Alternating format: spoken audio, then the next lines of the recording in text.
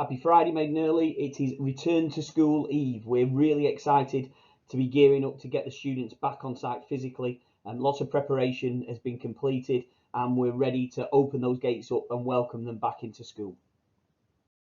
Of course, we have to start with our COVID update. Once again, another week with 0 cases. I think that reflects the case numbers in the local area, but that's really, really positive, and we're really pleased that none of our community are suffering with COVID. Mass testing is well underway. We did over 400 tests yesterday of year 11 and 13, and we've got the rollout ready to go next week, where in some instances we'll be testing over 500 students every single day.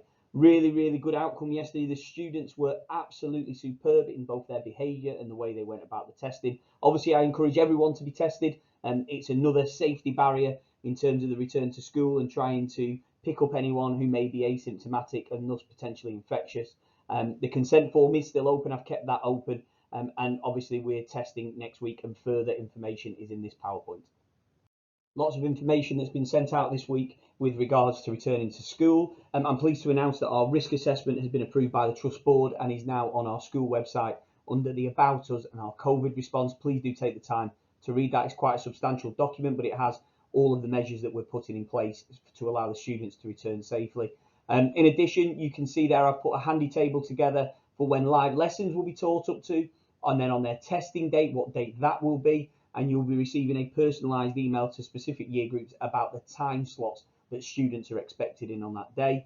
On that particular day of testing, work will be set, but they will not be live because students will be coming in onto site at various different times.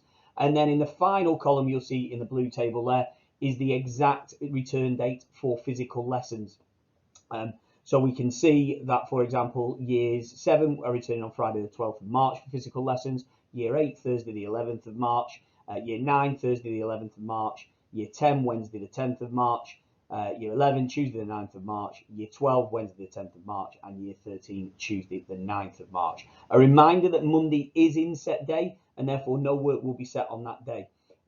In terms of returning to school as well, in the email that's been sent with regards to this PowerPoint, there is information that is also on this slide about the expected arrival times and departure times of students, so we can make sure we stagger them to keep them as safe as possible.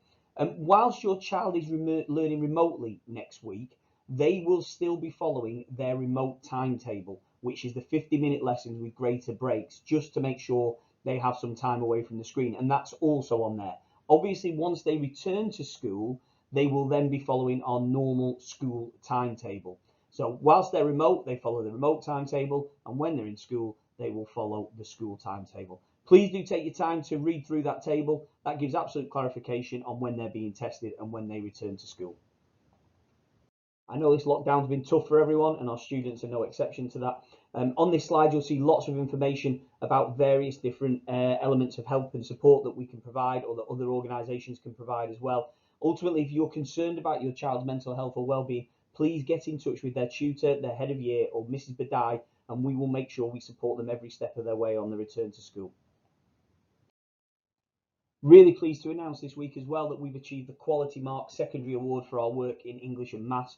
And it really goes to show that despite all the work going on in the background for COVID and being COVID secure and supporting the students and remote learning, we're not taking our eye off the ball with trying to progress the school even further.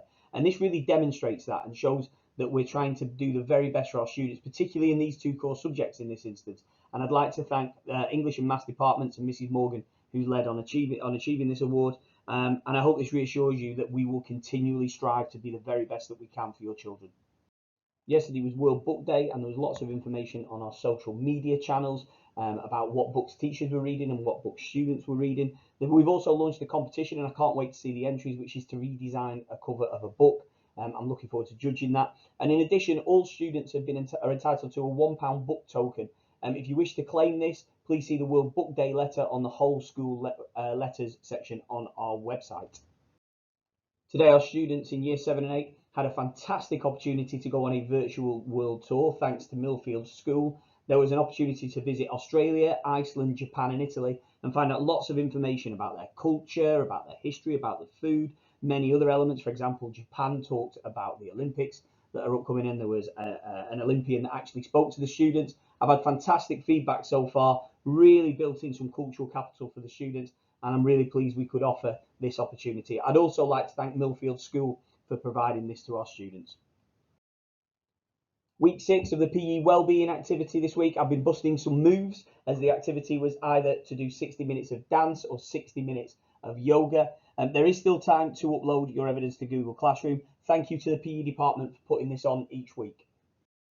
As you know, I always respond to parent and student feedback. This week we opened up our annual school survey. Please do take the time to fill this in. That feedback can really change the school for the better, above and beyond what we're already doing. Doesn't take too long, and any feedback is appreciated.